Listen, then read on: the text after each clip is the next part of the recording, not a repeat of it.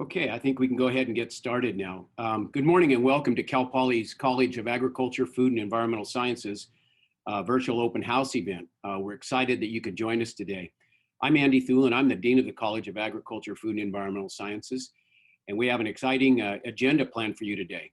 We're sorry that we can't meet in person as we normally do, but as you know, Cal Poly is hosting its entire quarter virtually due to the COVID-19 pandemic.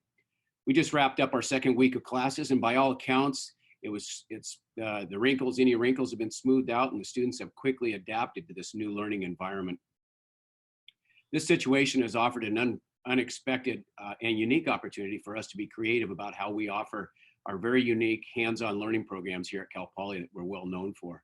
For example, a food science professor has shipped jam making kits, fruit, pectin, sugar, and jars to students in her class, and they will be able to make jam together in their home kitchens.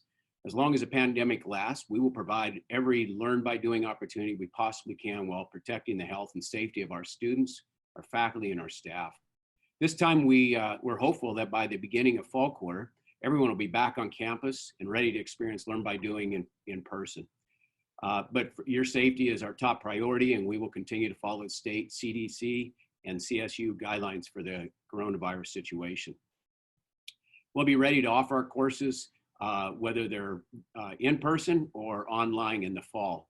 And we're committed to providing the same outstanding learning experience that brought you to Cal Poly in the first place. Okay, so now let's take a quick look at a video of our students sharing why they chose Cal Poly.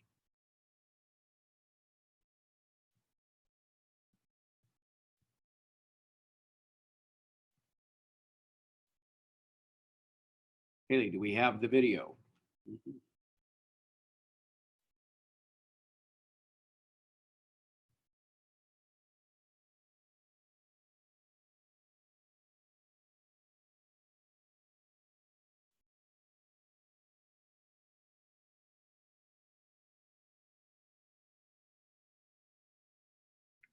Well, as we're pulling the video up, I think we'll just go ahead to a couple of my associates that are on the call I'd like to introduce. Here we go. They were teaching, which made me more excited. I chose Cal Poly for the hands-on philosophy. I really felt I could get the most out of my education with the Learn by Doing motto. I chose Cal Poly because as a high school student with my Future Farmers of America program, I came to Cal Poly and was able to see all the programs they had to offer, the wonderful faculty, the opportunities learned by doing, and I just saw myself here. And since I wanted to be an agriculture teacher, I knew this was the place to be. I chose Cal Poly because when I came and visited, as a transfer student, all of the staff was genuinely enthusiastic about the subjects they were teaching, which made me more excited to come here and study. Coming out of high school, I knew I wanted to do something in engineering, but I wasn't exactly sure what that was. And so Bray offers such a wide breadth of engineering principles, like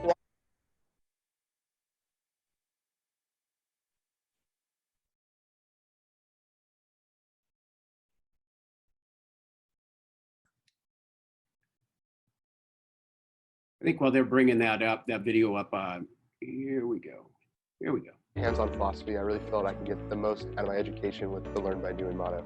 I chose Cal Poly because as a high school student with my Future Farmers of America program, I came to Cal Poly and was able to see all the programs they had to offer, the wonderful faculty, the opportunities learned by doing, and I just saw myself here. And since I wanted to be an agriculture teacher, I knew this was the place to be.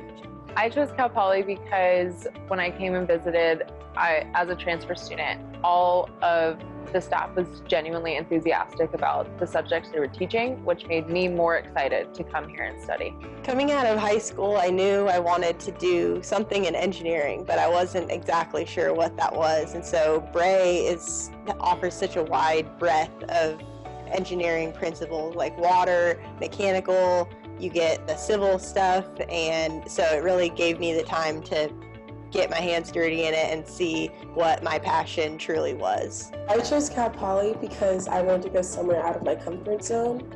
Originally coming from Washington, D.C., I knew California would be really cool, and finding the major wine viticulture was something new and exciting. I chose Cal Poly because a teacher I had in high school was really one of my mentors, and she went to Cal Poly, and she always talked about how great Cal Poly was and how much she's learned and how much you've benefited from being a student here. And I wanted that experience. I chose Cal Poly because I had family that were alumni. I knew that they were the only dairy science major on the West Coast, and their Learn by Doing motto really called me in. Well, Cal Poly is a great ag school, and it always has been. And I've had my dad and 7 of his siblings come to Cal Poly, so I guess it kind of runs in the family. I chose Cal Poly because they had classes in wildland firefighting, and I wanted to be a wildland firefighter, so the fact that they had those classes kind of stood out to me. I love Cal Poly because of the people that I've met. I love interaction, and I like how, at least in agribusiness, everyone seems willing to help and wants to work on projects and homework and study together. And I really, really appreciate that. I chose Cal Poly because it seemed really interesting. First, I didn't want to go here because it's where my whole family went. But then I looked really hard at the school and I came to open house, and it really just seemed like a great place to go. And I liked it more than any other schools I saw. I chose Cal Poly because every time I talked to anyone about it, all they had was good things to say, and that was not typical of all universities. I chose Cal Poly because location, really. It's a beautiful area, and they had the major. There's not that many. I think there's maybe like 4 or 5 schools that have nutrition, and it just seemed like the best option. I chose Cal Poly because of all the schools I applied to and all the schools I got into. Cal Poly stood out to me by far. I heard a lot of really good things about it. I came to Cal Poly because the programs, I had learned a lot about the Learn by Doing motto when I was here on tour, and I've always been a really hands-on person, so getting to actually be out there in the field and taking samples or doing surveys and stuff like that just really appealed to me. I love Cal Poly because of the sense of community it gives its students. I love Cal Poly because everyone acts like a family. I love Cal Poly because all the land we have here, all the open space, the ag lands, the hills. I love Cal Poly because of all the things I can do. I love being able to go to the beach one day or going on a hike the other. I love Cal Poly because the people that I'm surrounded by, and when I look around, there's all these go-getters that are going to be the future industry leaders.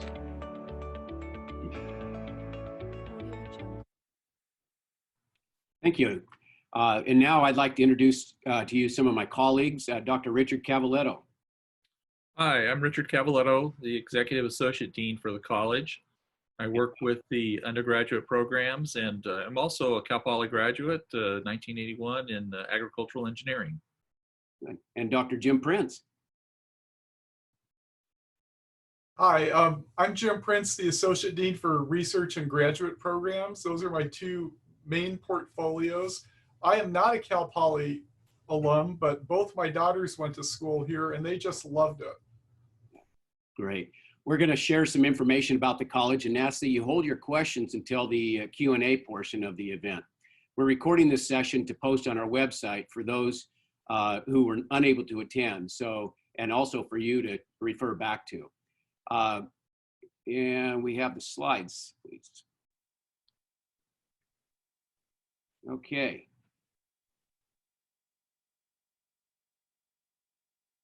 So our application pool, once again, we received a large number of applicants this year for a limited number of seats. We're down slightly over last year, but this is a national demographic trend that we see across all universities. We had more than 63,000 applicants here at Cal Poly, and in College of Agriculture, Food and Environmental Sciences, about 4,700 freshmen applied and 870 transfer applications applied. We have about 1,200 seats to fill. So I want to say, for those of you that were conditionally accommodated, you should be very proud, your parents should be very proud that you were admitted to Cal Poly, because it continues to be a very competitive place to get into. This next slide here shows our application process and the student profile that we have here. As you can see, it's a combination of what classes you took, what grades you've got, and your test scores that results in a high brand value. The scores shown on the screen here are for the university overall, but for our college specifically, Our average GPA for our first-time freshmen is 4.01, and for our transfer students, it's 3.33. The caliber of our students is amazing. As a result, Cal Poly graduates have a very high brand value when they enter the workforce. Now let's take a look at some of our college highlights. The College of Agriculture, Food and Environmental Sciences has 9 departments with over 4,100 students. And we're the second largest land-based college in the state of California. Cal Poly is, with over 10,000 acres. So a lot of open space to do learn by doing, and it serves all the colleges on our campus. We have 9 departments and 15 majors. All of our departments are having Zoom meetings immediately following this presentation, so be sure to refer to the virtual open house webpage for a full schedule. As we look at this, you see the 9 departments, and then underneath those departments, you'll see the majors that are represented in each of those departments. For example, Bioresource and Ag Engineering. They have 2 majors in that program, called Agriculture Systems Management and Bioresource and Agriculture Engineering. If you look over at the Natural Resources Management and Environmental Sciences Department, we have 3 majors, and those majors are Environmental Earth and Soil Science, Environmental Management and Protection, and the Forestry Program. So each of these departments may contain 1 or more majors. College your 4 years at the university is a tremendous time of growth for young people. Experiences you have in the classroom, outside the classroom, with many clubs and activities, competitions. Almost every program has competitions where they compete against other universities in those. I think we have probably close to 40 different clubs, and the various activities that you get exposed to provides for a huge opportunity to learn how to manage people, learn how to work in a team, learn how to be a leader, and get people to do things that they don't want to do and still do it with a smile on their face. So those are skills, those soft skills that are very important, that over the 4 years, you'll have a tremendous opportunity to hone your skill set. A professional toolbox we often refer to is, what is that professional toolbox that can allow you to go out into the world and accomplish great things? It's not just the courses, the science, the technology, the mathematics, and all those things. It's also those learning experiences of working in an environment where students with unlike backgrounds come together and learn how to work together to solve these wicked problems in this world. You learn the critical thinking skills, the scientific skills, and the research skills. Our undergraduate research program is very, very popular and allows us to make a network with our peers and the industry. Really, at the end of the day, I would suggest that Cal Poly, our real opportunity as a university is our ability to intersect with the industry. It's where the industry and the academy come together. It's where the academy, Cal Poly, comes together with government agencies, with NGOs, with private industry to provide not only leadership of young people going into those organizations, but it also gives the opportunity to allow our students to prepare and handle those wicked challenges that we have in our world today. So Cal Poly students that graduate from the College of Agriculture, Food and Environmental Sciences have a tremendous number of hands-on opportunities to apply what they learn in the classroom. So from theory to practice. And one of the main ways that we do this in our college is to allow undergraduates the opportunity for research. Undergraduate students work side by side with faculty on applied research projects, solving real world problems that our industry and agency partners come to us to solve for them. We have a robust undergraduate research program in the summer. Many of our students graduate with research that's published in professional scientific journals. And some have even been named on patent applications. I wanted to give you a list of some recent student projects that have happened over the last year in our college.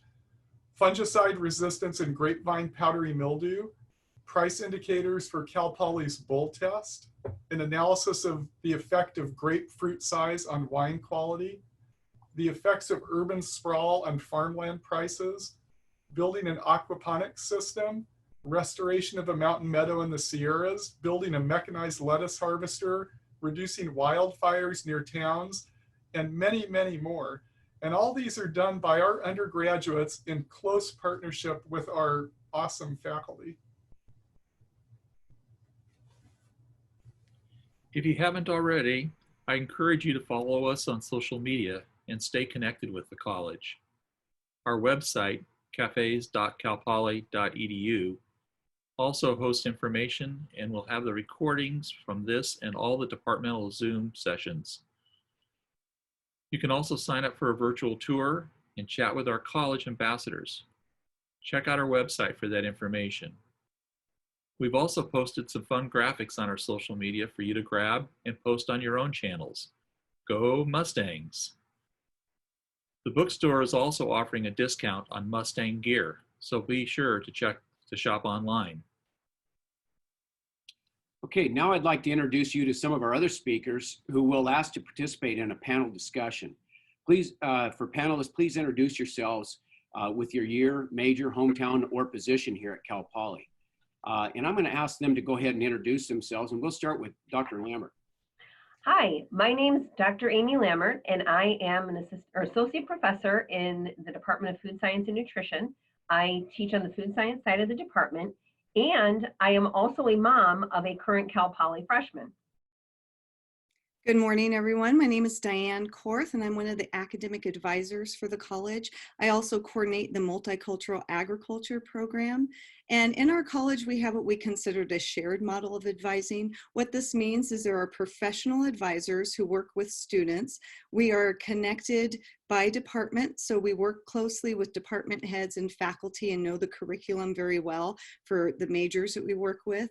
We also hire students to serve as peer advisors to assist our current Cal Poly students with very general questions or to give them their own personal perspective of their degree and what has assisted them to be successful. And then we connect with faculty as well. We have faculty advisors who assist students, and I'd say primarily with, understanding the career opportunities. These are faculty who are experts in their field and can really guide students through the process and help them be successful as well. Thank you. Cassie? Good morning, everyone. My name is Cassidy Scatina. I'm from Smith Valley, Nevada, and currently I'm a third-year pre-vet animal science major and currently the student manager of our Cal Poly Equine Unit. Kendra?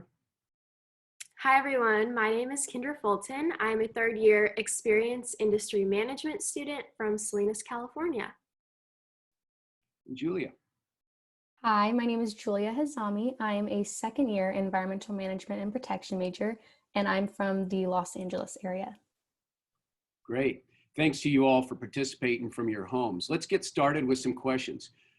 First question is, what kind of resources made the transition to college easier? We can start with Julia. Yeah, so I would say one of the biggest resources that helped me was the DRC, which is the Disabilities Resource Center. And that is a group on campus that helps with people with disabilities that range from physical to learning. And the reason they were helpful is because they ensured me that my specific needs were important and that they would support me in whatever way possible to make my transition easier and as successful as possible. And then also the RA, or the residential advisor, was very helpful because it was nice to have someone to talk to who had been in your shoes previously and could support you in whatever way. Thank you. Kendra?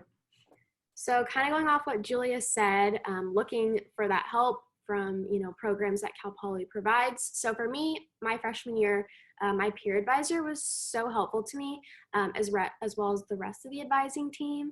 So I would definitely say don't be afraid to ask for help when you need it. Everybody at Cal Poly wants you to succeed. I also utilized the online degree planner, so I was able to really visually see what classes I was going to be taking every quarter and see how it would all come together during my 4 years at Cal Poly. Great. And Cassie? So I really utilized my academic and peer advisor as well. Even as a third year to this day, I still go to my academic advisor. I'm constantly asking for just any general advice, any questions, especially as I am gearing towards applying to vet school. And I believe that as a freshman, one of my favorite parts about being an incoming student was our week of welcome. Wow. We really just got to connect with our advisors. We got introduced to several different clubs. And so through that, I really just got to make connections through people who are now my good friends and faculty members as well.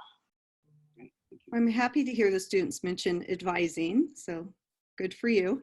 And I'd say for the transition, you know, it really depends on each individual student. Some may struggle a little academically or in the social emotional area, and some it's smooth sailing and from the time they set foot on campus. So we have resources available for everyone. There's a writing and learning center that provides tutoring. There's supplemental workshops and challenging courses in the sciences and math area. We have a health and counseling center, cross-cultural center, and in the college we have the multicultural agriculture program, which really provides a networking opportunity for students to create a sense of belonging. We have peer mentors who are available as well, and it's just an environment where students can be comfortable and get connected with some of their peers. Thanks, Diane. Another question is, what resources does Cal Poly have to assist with career development? Maybe we can start with Dr. Lambert talking about the faculty connections.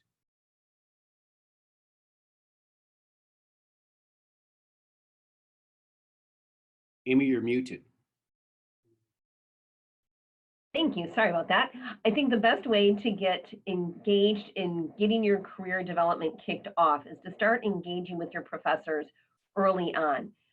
Your faculty are the ones teaching your classes. You're not getting TAs, you're having the faculty in the lectures and in the labs.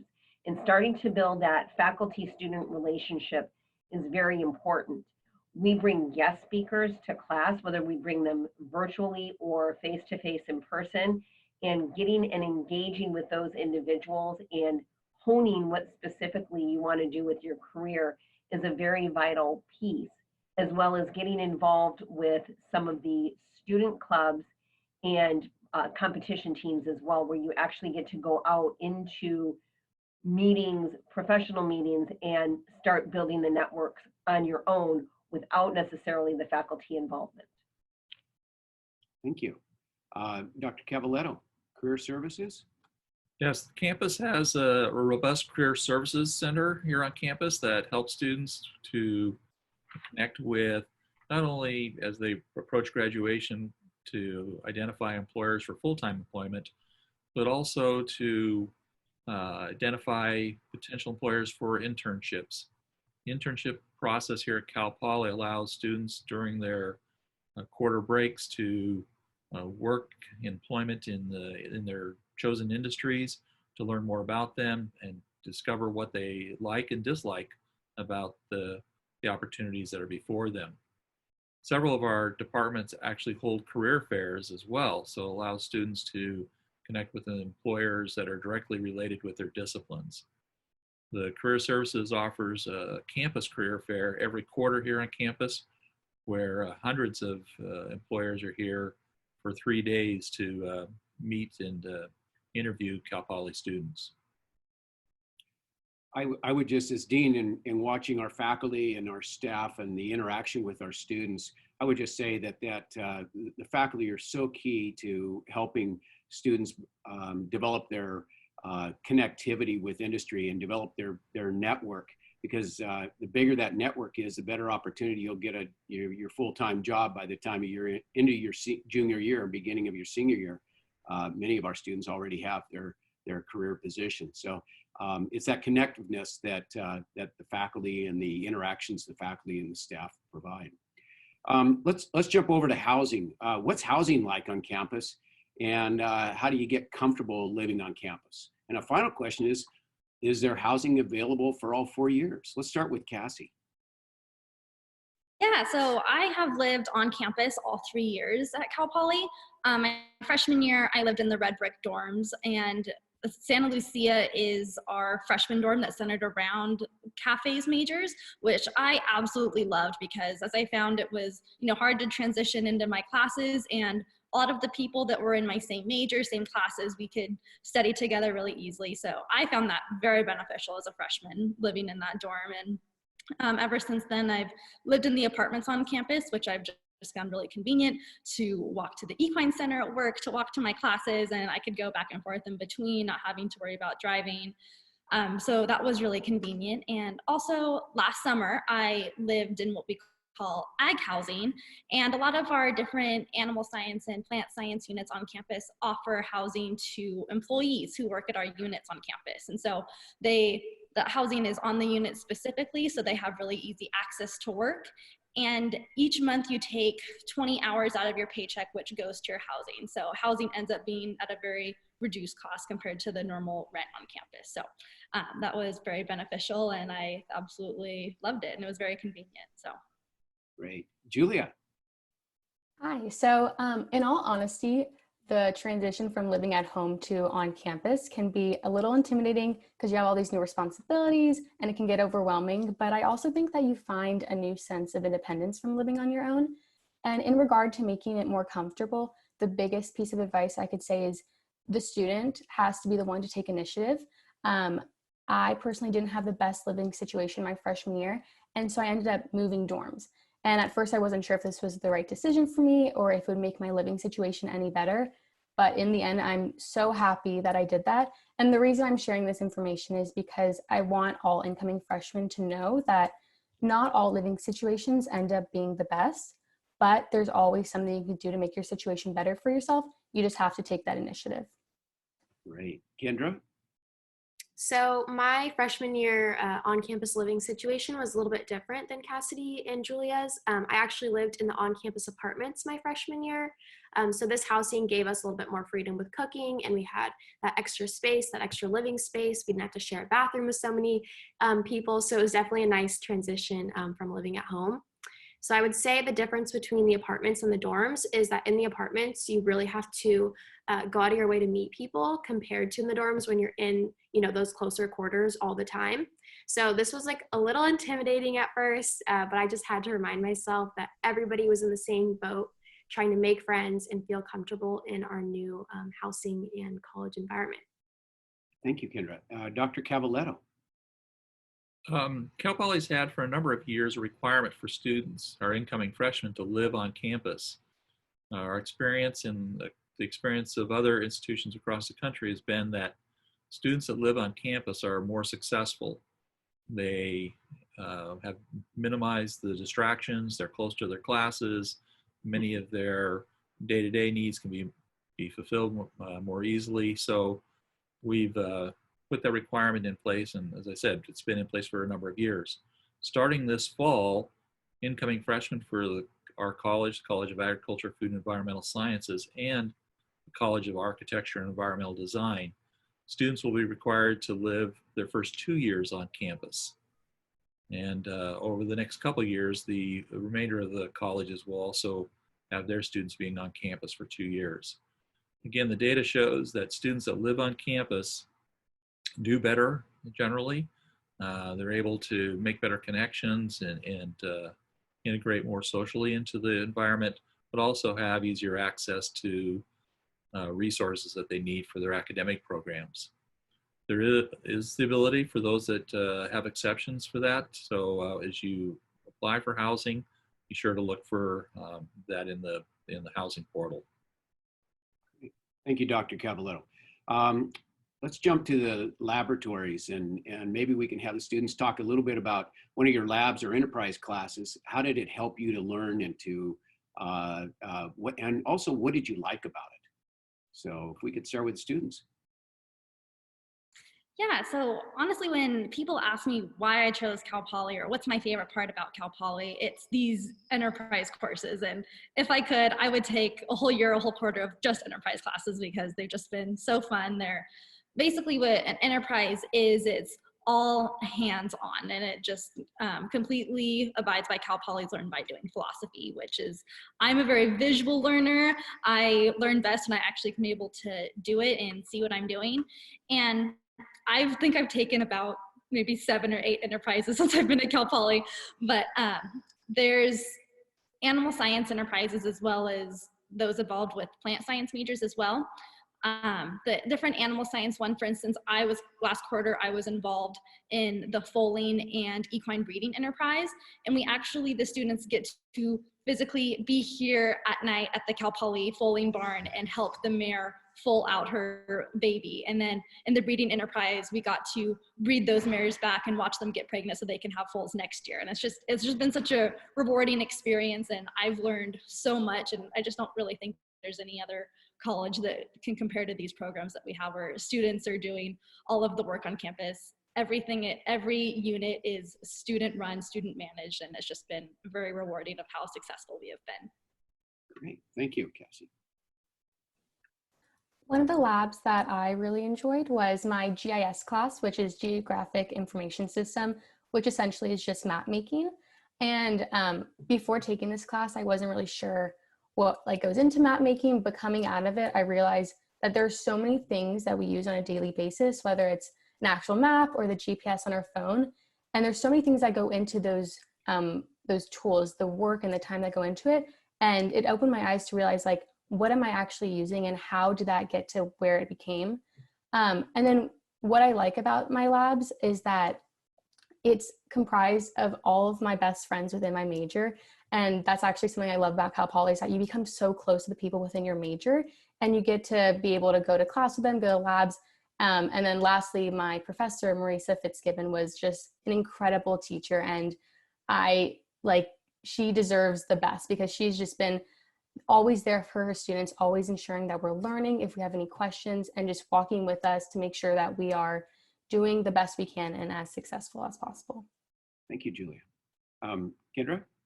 So my major, Experience Industry Management, also known as EIM, is basically, it just encompasses the entire event, hospitality, tourism, recreation, sport management industry, all under one umbrella. So our labs look a little bit different than the labs that Cassidy and Julia talked about. So in our labs, we work a lot on our leadership skills. We design events and experiences. We conduct team building workshops and even host guest speakers from different programs throughout Cal Poly. So the Learn by Doing motto is absolutely still apparent in our labs, just I would say in a little bit more of a unique way than a traditional lab. Great, thank you. Is it possible to change majors or add a minor? Diane, maybe you can. It is absolutely possible to change majors at Cal Poly. However, it is a process. So the way we start out is incoming freshmen and transfer students cannot start the change of major process until their second quarter. We want to give you the opportunity to get to know your current major a little, and you might find that it's actually the best place for you, and also some time to do research. The Mustang Success Center, which is our university freshman focus advising center, it provides workshops for students starting in the summer and then also in the fall, and they're available to all students across campus, incoming and continuing students. So they provide workshops to give you information on the process, and also they connect with career services so students can do research on career opportunities for different majors that they're interested in. And then students, they're beginning their second quarter, can start what's called an individualized change of major agreement, an ICMA. And this is usually set up for 1 or 2 quarters. And students need to complete 3 courses that go toward their target major, earn a certain grade in those courses, and have a particular GPA. So for instance, if it's a highly impacted major, maybe you will need a 3.0 GPA in order to get into that major for those courses or overall. And if it's a major that maybe has a little more flexibility, then it could be a lower GPA requirement. So those are things that students should really visit and look into, talk to an advisor about during their first quarter. Okay. Julia, did you talk about adding a minor?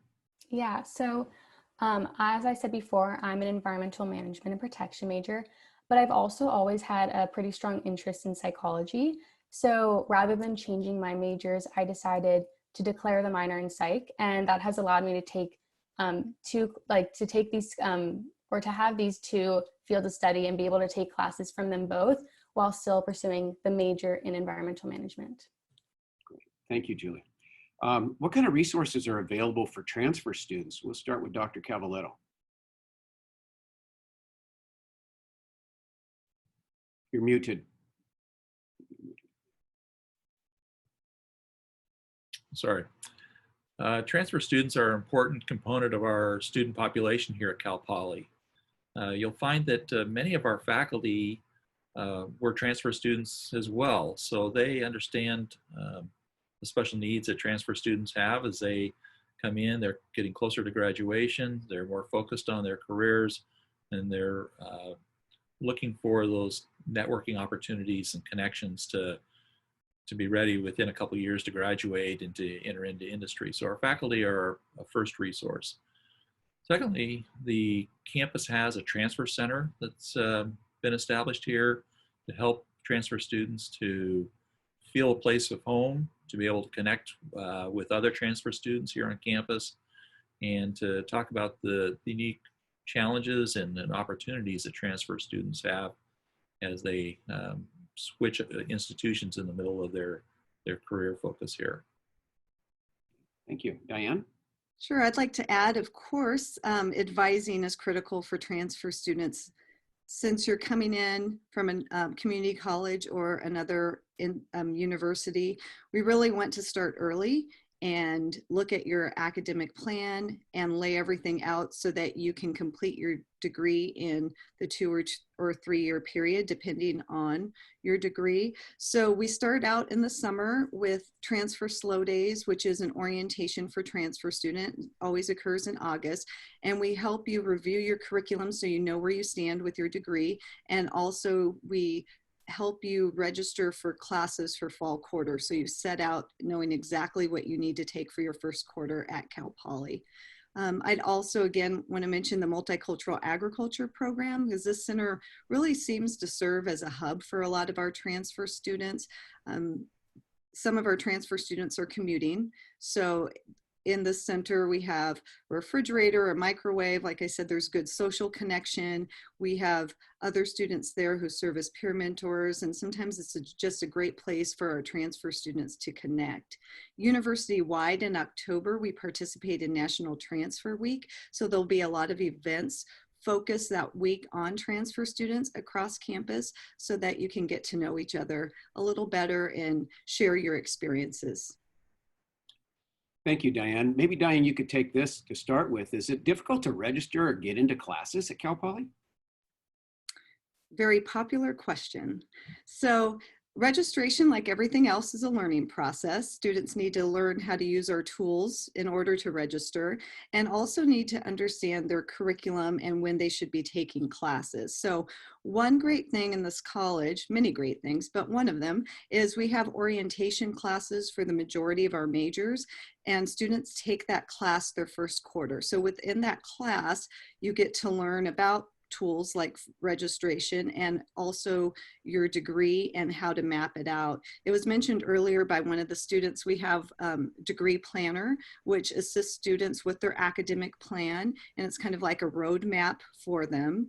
For freshmen, you receive a block schedule your first quarter for fall, so you will be registered in at least 12 units, if not more.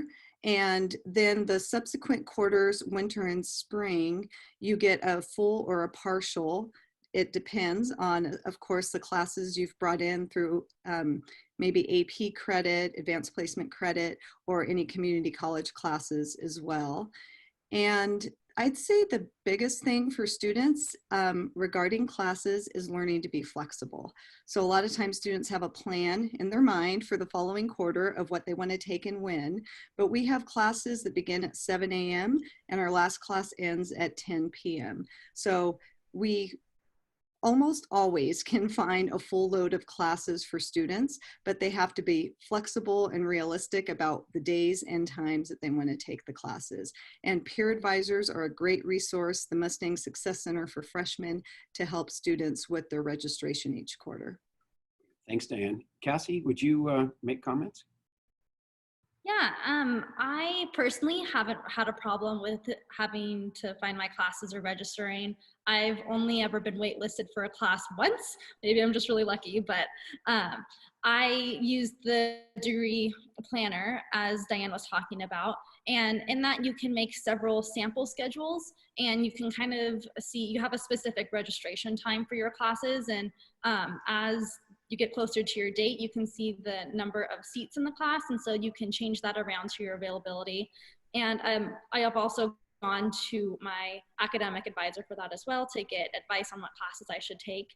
And for each major, there's a flow chart and a curriculum sheet. And I learned with the flow chart that it just kind of gives you a suggestion of what classes you should take each quarter and each year for your major. And you honestly do not have to follow that quarter by quarter. You can go out of order, and I found that to be really helpful, just as long as you meet the prerequisites.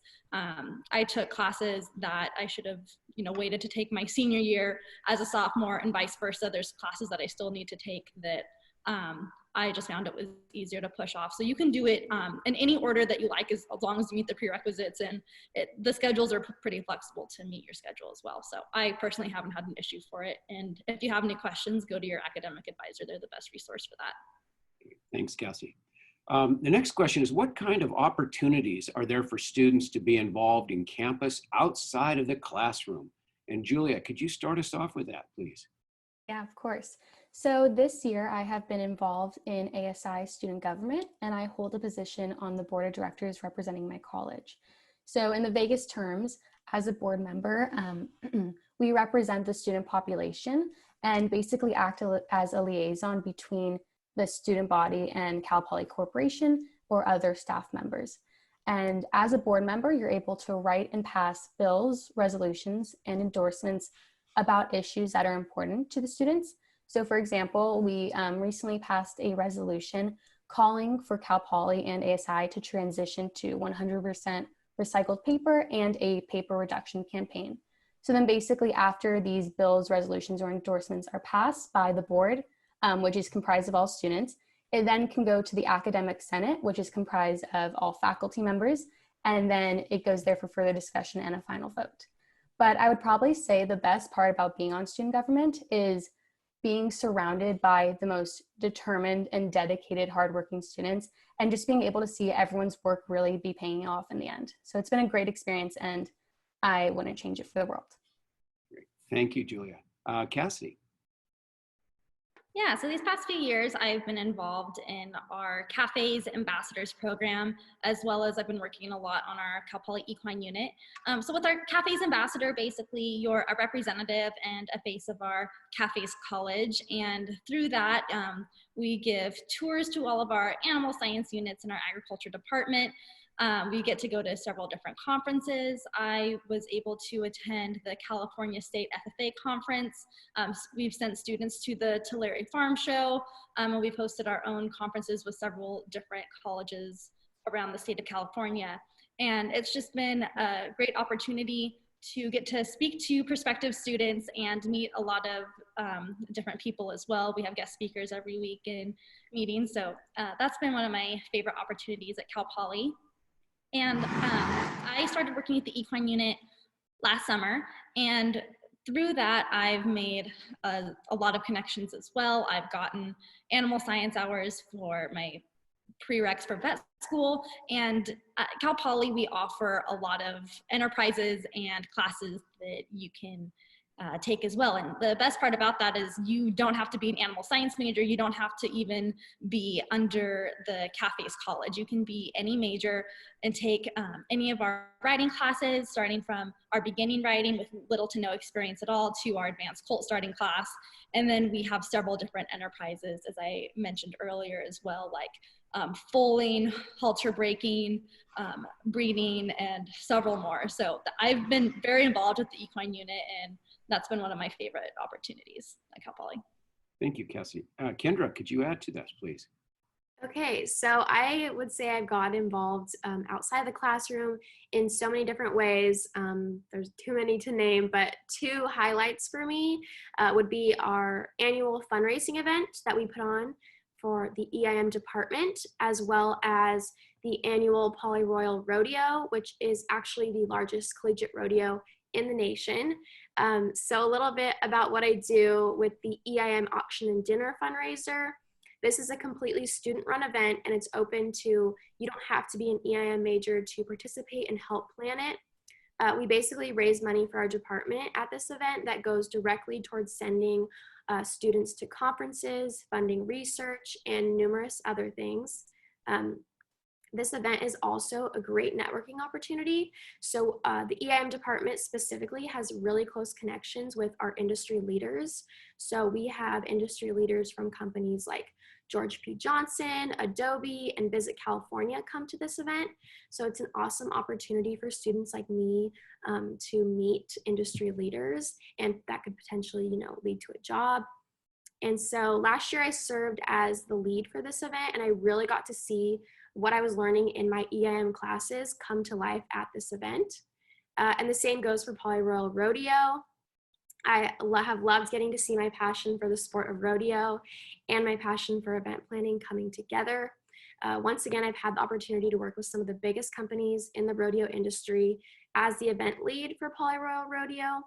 And so I would say that getting involved out of the classroom is probably the best thing you can do for yourself at Cal Poly, especially within cafes, because there's numerous, endless amount of opportunities. And getting involved with these opportunities can lead to things like jobs. So for me, working on the Poly Royal Rodeo production team gave me the opportunity to now work in the cafe's dean's office, which has been fantastic. So definitely take advantage of all the opportunities you can. Thank you, Kendra. Dr. Prince, how about the research for undergraduates? There are many research opportunities for undergraduates in cafes. Typically, it would start with a student connecting with a faculty member in class and being interested in a topic, taking the theory they learn in class and applying it in a research project. And if things go well, there are also funded research projects, and we have many students that are hired on external grant funds to work in professors' labs and in the field and out in the mountains and the woods. We have a very strong summer undergraduate research program that over the last couple of years has matched 100 undergraduates up with our faculty for half-time research during the summer. So these have provided excellent ways for students to apply what they've learned in our class, to connect with industry and agency leaders, and also, as Kendra hinted, really position them well for the job market. Great, thank you. Dr. Cavallotto, you have anything to add? Sure. We have about 30 clubs within the college. And so we have many students that participate in club activities. Many of these clubs are either associated with a specific discipline or they're more general in nature. And so there's a lot of activity that goes around that. We have a student council that pulls all these clubs together and helps coordinate activities and helps support the clubs as they participate throughout the year. We have a number of competitive teams that in each of the departments as well. So these teams often compete against other universities in national competitions. Cal Poly does quite well typically in these competitions.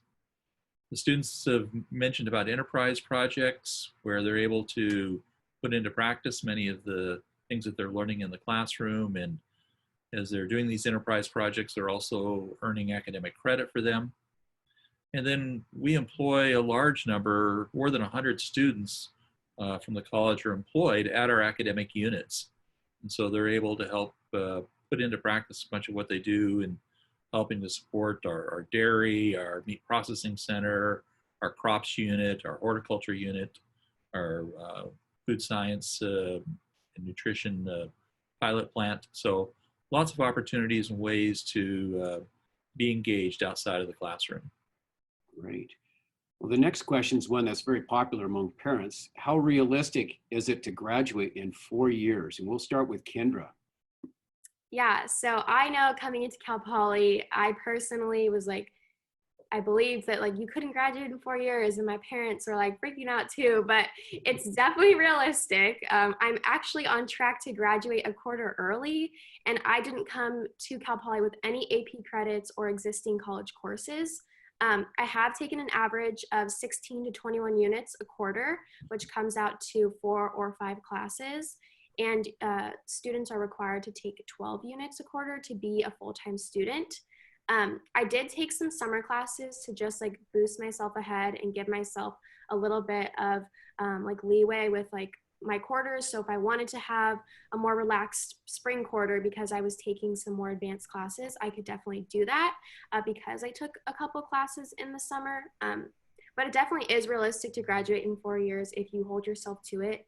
And then, of course, seek the guidance when you need it. Thank you. Julia, do you have something to add? The only thing, because Kendra kind of touched upon it, but I would definitely suggest that the students take advantage of cafes peer advising. I go there every quarter to make sure I'm on track with my degree progress and to make sure I'm not falling behind.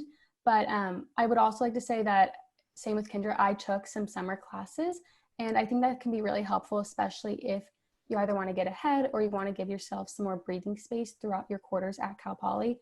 But as long as you hold yourself accountable, I think it's very realistic. And yeah, I mean, I'm going to graduate in 4 years. So I think that anyone can do it if they hold themselves accountable. Thank you, Julia. And Cassie. Yeah, to ditto to both what Kendra and Julia said. I've also taken classes over the summer, just one class. And it's, it's given me a little bit of a break throughout the quarters during the school year, but it's totally optional. You don't have to do it. And coming from as a pre-vet major, and I can vouch for those who are also trying to apply to grad schools right now, even outside of your major courses that you're required to take, there's a lot of prerequisites that might not fall within the classes you need to take that are required for your degree. And I've still managed to be able to fit in all of my courses needed for my degree, as well as the additional prereqs that I've had to tack on along with those. And I've been able to take enterprise courses and fun classes that I've just wanted to take for my own personal enjoyment as well. So it's definitely doable. And on average, I've taken about 16 units per quarter just to make that happen, along with enterprises. So it's definitely doable, and it's not really that challenging to graduate in 4 years. Great. Thanks, Kathy. How to study abroad work? Julia, would you like to make a comment? Yeah, so I was planning on studying abroad and I was accepted to do it in the fall, but given the circumstances, I've decided to withdraw my application and go a different quarter. But after going about the process, there are definitely some tips that I can give that I've learned. The first is it's a good idea to save 3 to 4 GEs for your trip abroad because those are the easiest ones to do unless you're going on a program that is specific to your college or department. But it's also really important that you're communicating with your academic and study abroad advisors so they can help you figure out any academic or financial barriers that restrict you from going, because going abroad is definitely something that everyone should take advantage of if they can, because it's important to gain that experience of living in a different country and learning different ways of life. But you have to make sure you are communicating with people from various ends to make sure that whatever you want to do can make it is able to happen. Great, thank you. Can you take classes outside your major? Diane, you want to start us off? Sure. So all students will have general education courses they need to complete. This is the area where there's breadth and depth across the university where you will take courses in different areas. Even transfer students, you will have 3 upper division general education classes for your degree. Curricula varies across the college. So in some majors, you will have an area of free electives where you can take anything at the university to fulfill those units. For other majors, you have concentrations or approved electives where you have a variety of classes that you can choose from to fulfill those requirements. So, and it really depends also on career goals. So for instance, if you're an animal science student who's planning to go to vet school, your additional courses in outside of this college would probably be a lot of biology and chemistry, maybe some physics, in order to prepare you for your transfer. So it does vary some. We also have about 88 minors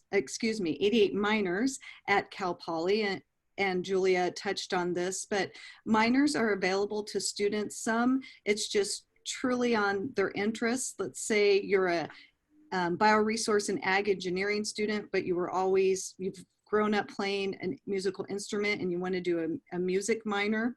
You can do that if that's something that you want to fit in. Or students also choose minors to, enhance their degree and assist them on their career track and give them kind of an extra advantage to some other students. Okay, thank you, Diane. Any of the students, would you like to make a comment? Yeah, so I can touch on that a little bit.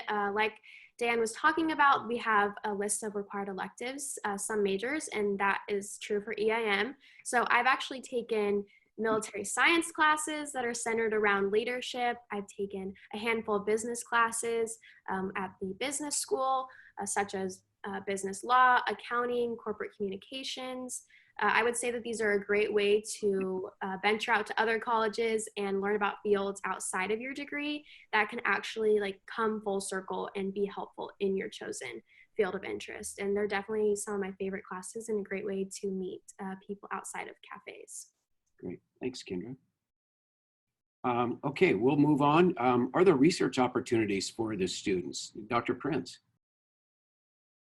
Yeah, I think I've touched on them a couple times already, but there are research opportunities, both formal and informal, and you can find them through your faculty members in direct contact. You can go right now on your department websites, and every faculty member has a web page that talks about what his or her research interests are. You could reach out to them right now if you want, even before you start, just to let them know you're interested, and perhaps they can refer you to some material that you can read and see if you really are interested in what they're doing. We have paid and unpaid opportunities. We have our summer undergraduate research program. I think that if you're a student in cafes and you want to do some hands-on research, we can accommodate you. And I think probably Amy would be a good one to respond to this. Dr. Lambert supervises a whole lot of students in a pretty exciting research program. Hello, everyone. The exciting research program that I do is I'm in the field of sensory evaluation of food, sensory and consumer insights. And when a company goes to market with a new product, they need to get feedback from the consumer. So at the end of the day, it's not what the company wants, but the company wants what the consumer wants, because they ultimately want to sell their product. So I do a lot of corporate testing for companies to help give them feedback outside of their facility. And so I employ a large number of students to help me with this task. So they get involved in the setup and the design of the testing we do, the setup of the questionnaires that we're going to ask, and the actual testing and all the detailed controls. They help recruit the subjects that will be in the test. They will execute it. They will help analyze the data and build the presentations that we have to give to the companies. In addition to that, I do a lot of research on sensory evaluation. So I have students that help with corporate projects, but I also have students that help me with my research projects. And it's a little bit more theoretical and fundamental sensory science and base, but the two link very well. Great. Thank you. And Kendra, did you want to make a comment? Yeah, so from a student perspective, last summer I participated in the Summer Undergraduate Research Program, also known as SERP, that Dean Prince has mentioned multiple times. I applied for a specific project that I was super interested in, and basically in short, it was all about how the agriculture industry utilizes trade shows for marketing. So once again, I got to see my passions for agriculture and event planning come together. So over the majority of summer, I designed a survey, sent it out to my target audience, analyzed my data, and developed an entire 30 plus page report all about it. This was a great opportunity to develop academically and professionally, and a great resume builder as well. And I'm super excited because I've actually been given the opportunity to expand on this research that I did last summer and turn it into my senior project. So I definitely recommend getting involved in research within cafes. Great, thanks, Kendra. Okay, now I'd like to take questions from the audience. Please use the Q&A function, and we'll answer as many as possible. Great, and we had a number of questions about how scheduling works for first-time freshmen. So Diane, maybe you could take a crack at that.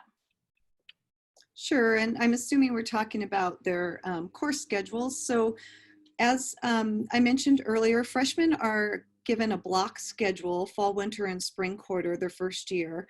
And fall quarter is a full schedule of at least 12 units. And those are based on a track that's been carefully decided by your faculty and department head and the advisors involved in that also. And it's to get you started for classes then to carry on the following quarters. And if you're in a major that has, you know, classes you build on, like a chemistry series or a calculus series, then you're placed in that first class in that quarter. And then winter and spring is also continuing on. We've mentioned the roadmap or degree planner.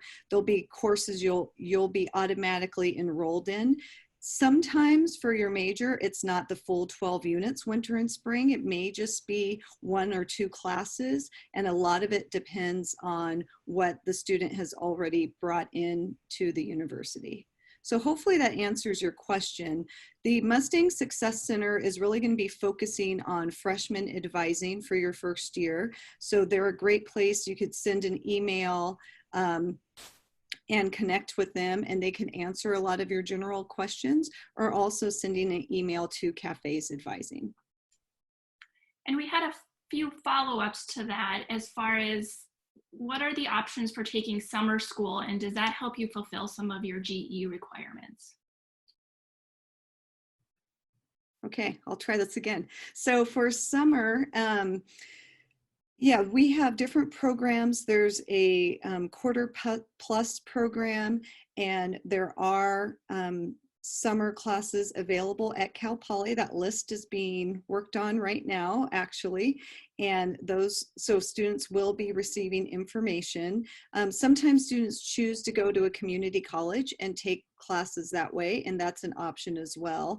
The thing is really understanding what class to take in order to fulfill the requirements for your particular curriculum.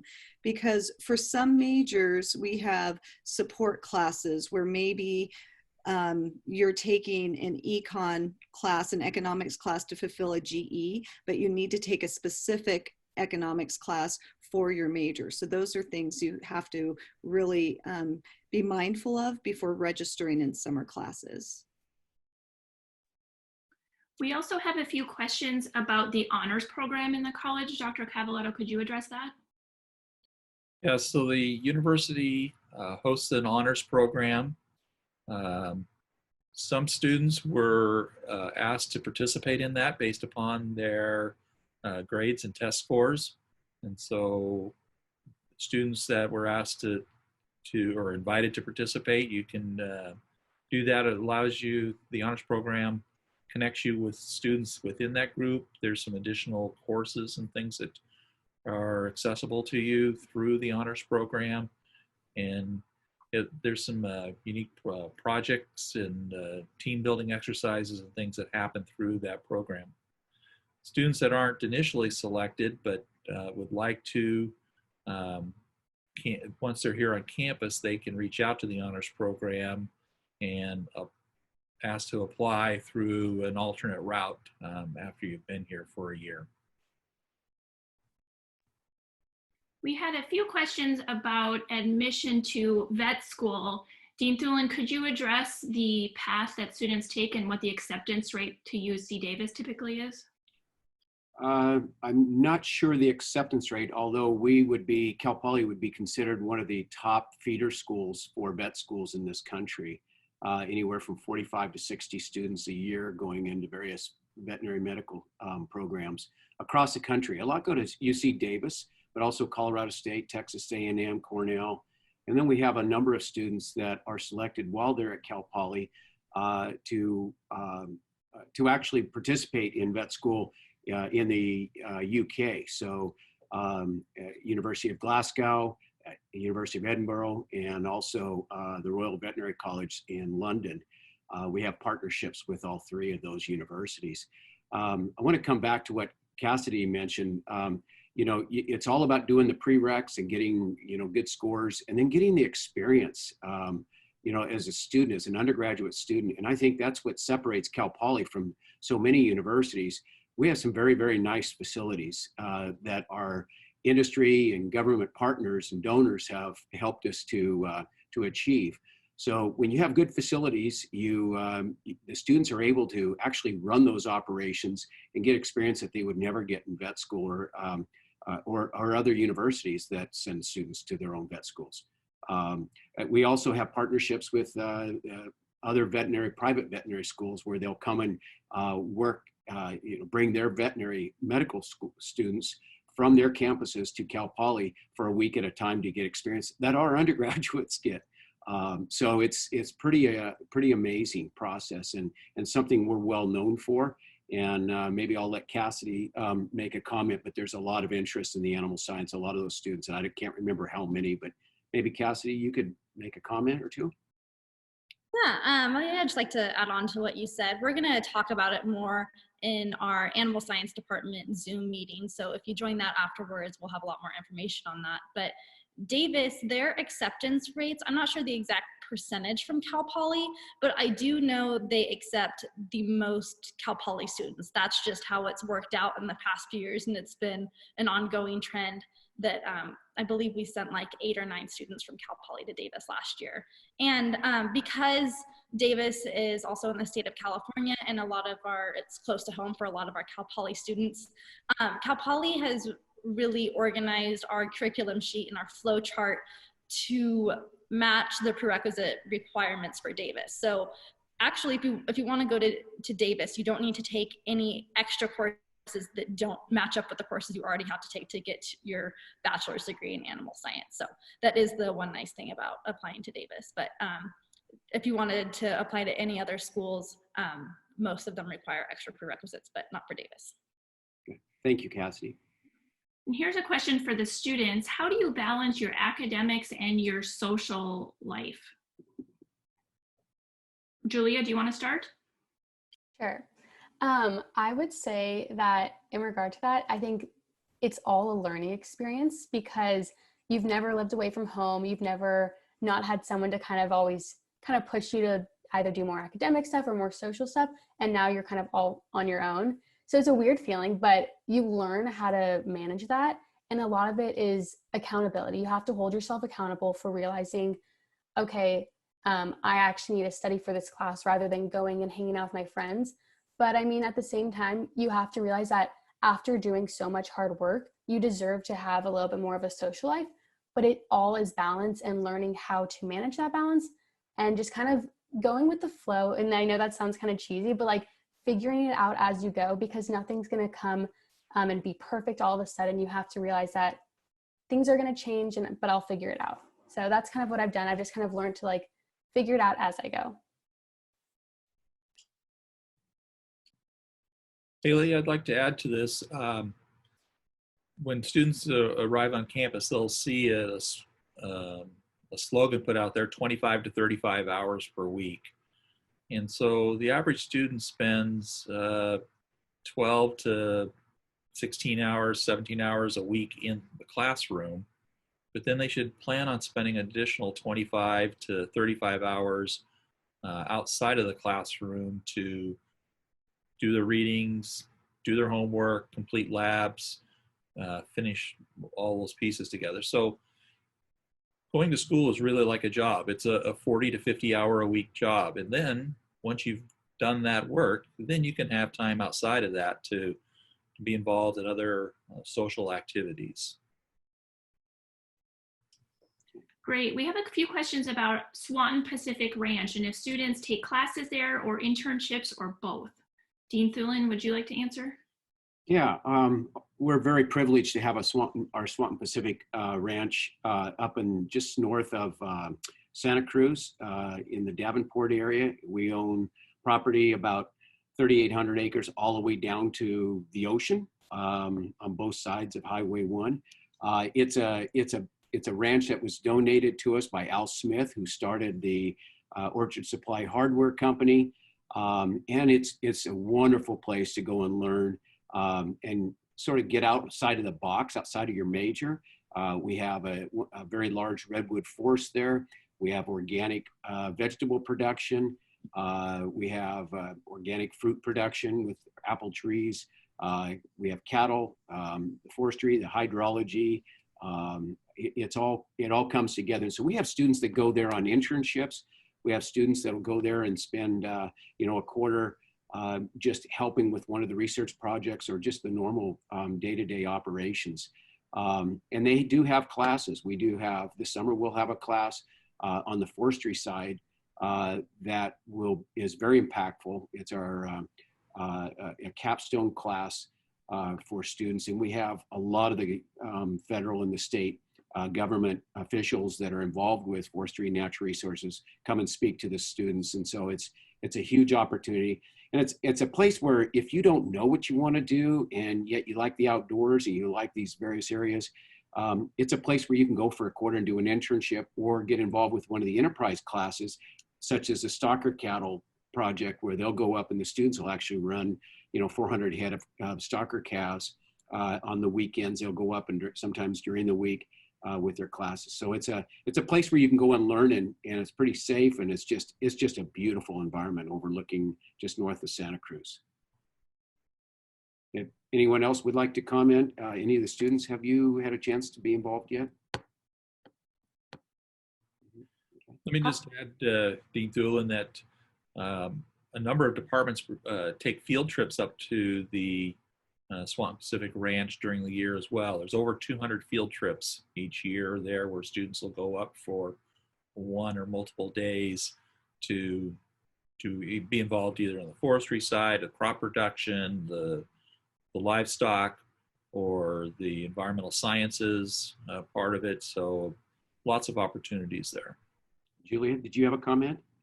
Yeah, I was going to say that my GIS professor, Marisa Fitzgibbon, she took us on a voluntary field trip there this quarter or last quarter.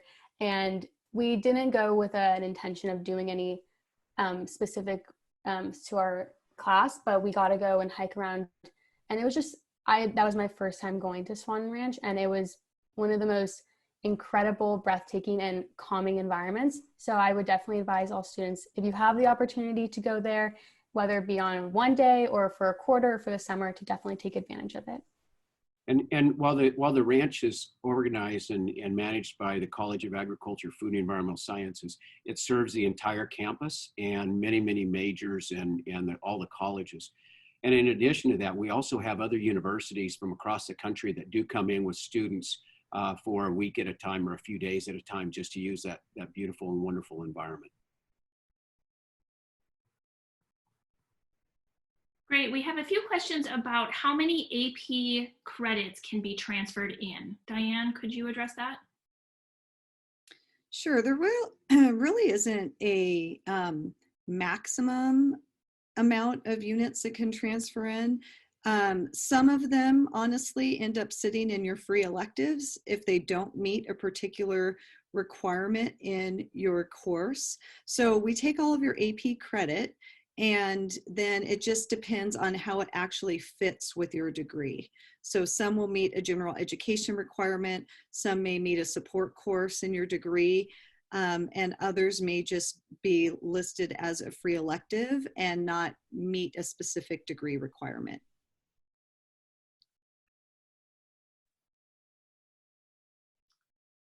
Great. Another question that may be specific to you, Diane, is Cal Poly going to accept pass, no pass grades for spring grades on their final high school transcripts? So this is for students transferring into Cal Poly. That may be more of an admission question than what I know, but yes, if students have met a course requirement at their high school, and that's the only option for grading at this time, then that will be accepted as part of their process for admission and coming to Cal Poly. Dr. Richard, I don't know if you have more to add to that.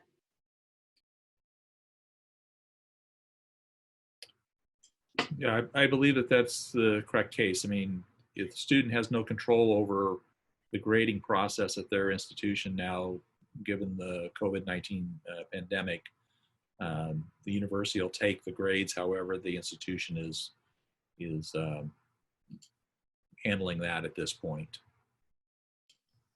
Dr. Cavaletto, here's a question for you. We have some questions about if you are a dual language speaker. So for example, if you are fluent in Spanish, are there opportunities to take courses or internships that allow you to practice that while also being in your major? Yeah, so we do have through the College of Liberal Arts, there are a number of, there's World Languages Department, so there are a number of language and cultural classes taught regarding a variety of languages, so there's opportunities to build and work on that.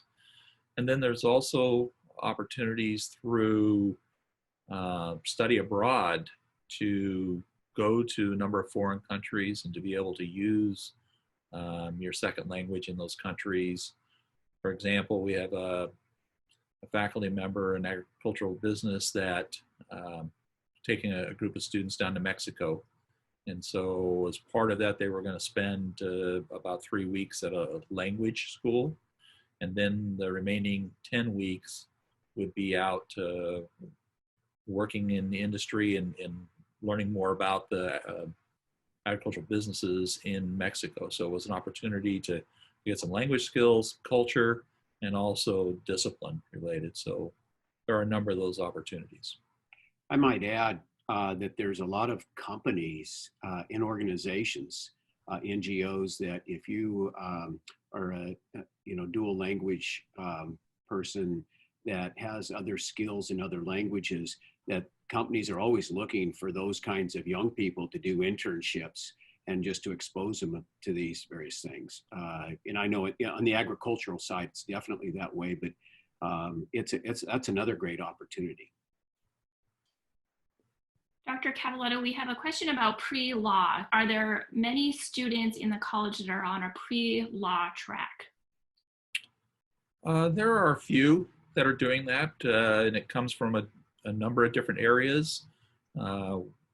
We typically have 1 or 2 out of our bioresource and ag engineering that want to look at water law, and so they're coming at from that way. We've got some that are from our agricultural business program that are pre-law, and also our environmental sciences area is another one that tends to be popular with people that are looking at environmental law. So there are, from an advising standpoint, if that's what you're interested in, the advisors can help point you to the programs and help you understand those requirements that are needed so that you can be competitive in applying to law programs following your education here at Cal Poly.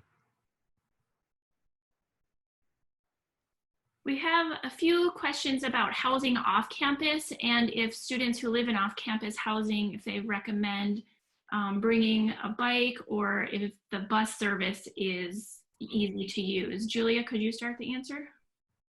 Yeah, so in regards to housing off campus, I think it's really important to kind of, well, I guess I'll start this off by saying that housing off campus sadly is a little competitive, but the way you can minimize that competition and make it easier for yourself is by starting to make connections with people, and then they can sometimes pass down their apartment or their house to you.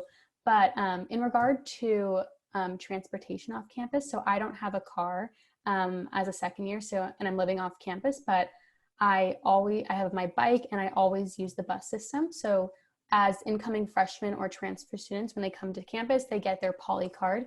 And through our student fees, that pays for the bus system for us for all 4 years basically. So you're able to take the bus downtown to local grocery stores, but it's definitely a more sustainable option for transportation, and I definitely try to utilize that whenever I can.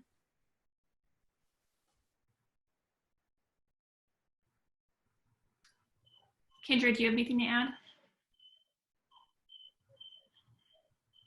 Great. We have some questions about Quarter Plus. Dr. Cavaletto, can you address that? So Quarter Plus is an opportunity for students to come in during the summer and take a couple of general education courses to get acclimated to the university a little bit earlier than the fall start. That program, has not been decided whether that will be face-to-face this summer or virtual yet, but as we get closer, that decision will be made how that'll handle. But it is an opportunity for students to get a taste of what it is to come to Cal Poly, get their grounding here before the busy fall quarter starts. Diane, here's a question for you. Can transfer students add a minor to their degree? So a lot of answers regarding curriculum is it depends. So it really does depend on the individual student, what they have coming in, what the minor is. Sometimes minors, as we've talked about, fit into other degree requirements, and you can do what we call double counting, where maybe you're taking a class that fits somewhere else in your degree, plus it doubles as a minor course. So that would help you be, most strategic to get that accomplished. And minors range from 24 units to maybe about 32 units. So if you plan it out correctly, maybe you can do it in the exact 2-year period, or it can take you perhaps an extra quarter. Again, it totally depends on the major, the classes the student has brought in, and the minor they're interested in. So as a transfer student, definitely your first quarter, I'd say sit down with your academic advisor and look at the options and plan it out. Since we've talked about minors, just so students know, you can go to catalog.calpoly.edu and you can look under programs, and all the minors offered at Cal Poly are listed with the specific courses required for the minor. So if you want to, over this time before you start fall quarter, you can do a little research on your own and maybe start to narrow down those minors you may be interested in. Circling back to the Quarter Plus session, I wanted to make sure everyone was aware that there will be a Quarter Plus session later this week, Thursday at 4 p.m. So refer back to the virtual open house webpage and be sure to register for that. Dr. Prince, we have a question about summer undergraduate research program. If you are participating in that, do you live on campus or do you live in other housing? We do not have any of our summer undergraduate research students living on campus unless they already live in our ag housing. So no, you'd need to find places off campus for that, at least at this time.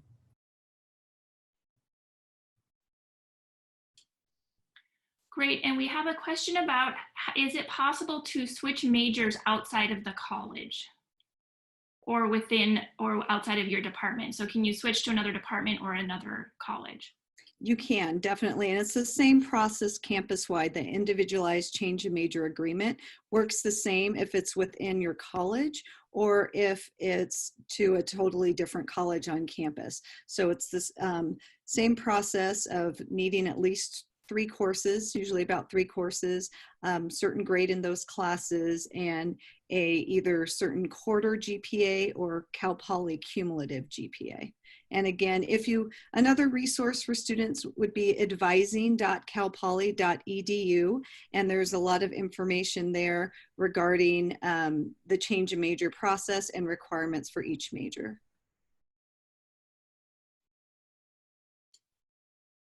Great, and that is about out of time. Dean Thulin, any final comments? Well, I just want to thank everyone who joined us today. I really appreciate you taking your time from your busy schedules to see and learn a little bit more about our college and about Cal Poly. I hope we've shared some useful information, and I wish you all the best of luck making your college decision. And for sure, we hope that you'll consider Cal Poly very strongly as your top priority. I also want to thank the students and the staff and my associate deans for working with this, and all those, Haley and Jared and others who helped to put this seminar, this webinar on. So thank you all. I hope you have a wonderful weekend and a good next week. Thank you. See you now.